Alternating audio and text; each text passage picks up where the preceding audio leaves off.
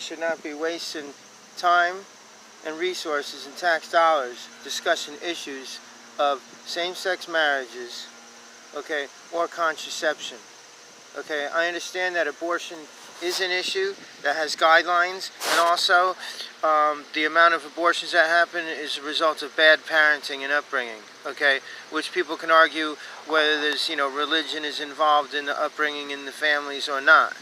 But we're supposed to separate state from religion, and ultimately, the 10th Amendment really protects us from this. And if it's what the people want, the way our country is and the way the world is, then the government is going against a great majority of the people who don't care about these things, or who want these things as a benefit to their own life so they can make choices with freedom and liberty and have justice over that. And it's really disgusting. And an area that I think is of concern that would be more relevant on these subjects is that of what gets taught in schools, because we don't need promotion of certain lifestyles. We need, okay, you're not allowed to have cigarette ads, okay, and alcohol ads, but it's there for people that want it, right? Well, it should be the same thing with, same-sex marriages or relationships. Notice the word sex is involved, because it does have to do with a gender role, ultimately, which has to do with, organs. So it's like, it's become an issue of semantics and a stepping stone or a soapbox for political fueling to gain support for certain groups of people so they could have their votes. And this is disgusting. The fact that we're witnessing court hearings and all kind of procedures going on that say things are illegal that have nothing to do with anybody's business but their own personal choices.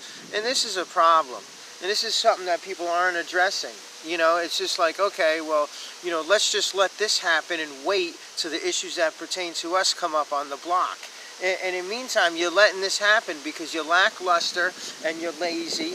And, in reference to the 10th Amendment, again, if your business was forced to be closed and others' businesses were allowed to be open, you should have the balls to be open and then get your ass arrested, get out, okay, and then go to court with a discrimination case saying, okay, it's obvious that the states and the courts and the law enforcement agencies are running on discrimination if certain agencies and certain businesses and corporations are allowed to operate at risk of spreading a pandemic to their people. So, really this all should be addressed.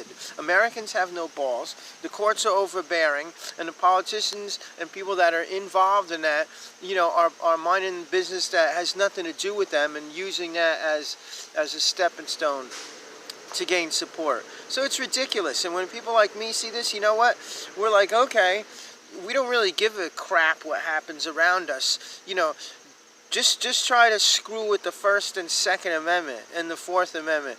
And that's where we're at, because it's a snowball effect that has created a machine, and the gears, for some reason, the people that could step in the way and be and stop these gears from turning and be that cog in the wheel are not doing nothing about it, because they always have their own political agenda in mind on where they want to be and how much they want to get and where they want to go in life, and the changes that pertain to their selfish points of views. Again, which means religion should be separated from state.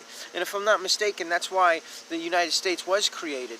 Even though England and Britain wanted it, Australia as a penal colony and America as a plantation farmland so they can get their food for their little country. So, coming over here, I think it was the Nina, the Pinta, Santa Maria, or the Mayflower. The whole reason was because it's church and state not separating, and those particular views were infringing on people's civil and constitutional rights and the right to life. It's really ridiculous, and I think it just goes to show everybody wants to look at the individual, but let's look at the system itself, because to look at that woman who worked hard, and I'm not supporting anybody because I don't know anybody personally, but in a context, that woman has had a career and has worked hard and has done things in her life to try and achieve a point, okay? And whether or not, it was timeliness of the circumstance that becomes suspicious, she has gotten to that point in her personal life okay, because you want to talk about your personal choices. Okay, in her personal life, she's worked hard to try and get that position or the opportunity to get in that position. And here, instead of focusing on the way the government and the courts and the Senate and you know, politicians are grilling her, you know, you're focusing on the woman, the individual. And it's about time the individual becomes important. You know, because I heard one thing during those hearings that said, okay, well, if felons, you know, that haven't committed violent crimes are allowed to have guns, then we can't look at it like that because it's too much work. So we need to classify every felon the same. Well, you know what, motherfucker? I was beat up and thrown in jail, okay, and all you considered that was the cop's point of view that I was arrested, okay? And I don't like the guy that came across with that crap, because we need to look at each individual case and person as an individual. And you know, the masses don't speak for me or people like me or people like anybody else. So, no, I do believe it should be looked at as an individual, and a non-violent felon should have the right to vote, and depending on the degree of their offense, they shouldn't be prohibited to own a firearm. I'm sorry. Because there's a lot of felons out there that, I'm not one of them, thank God I didn't get falsely classified as that to the point of affirmation. You know, there's a lot of felons out there with the classification as felon that I know personally will never do a violent crime. You know, so it's like you can't roll in at everybody like that. If you're going to classify every felon as someone that is going to do a violent crime, then you got to start looking at religious books that their books say that other people of not the same religion or race are less and they're allowed to be killed. So those people should be prevented from having guns too, right? I mean, why don't you stop being a hypocrite, man? And people need to start looking at the Senate and the way the rules are coming across. And you know what? Go back to the original Constitution and then look at the amendments that they've had and look at each state's individual constitution.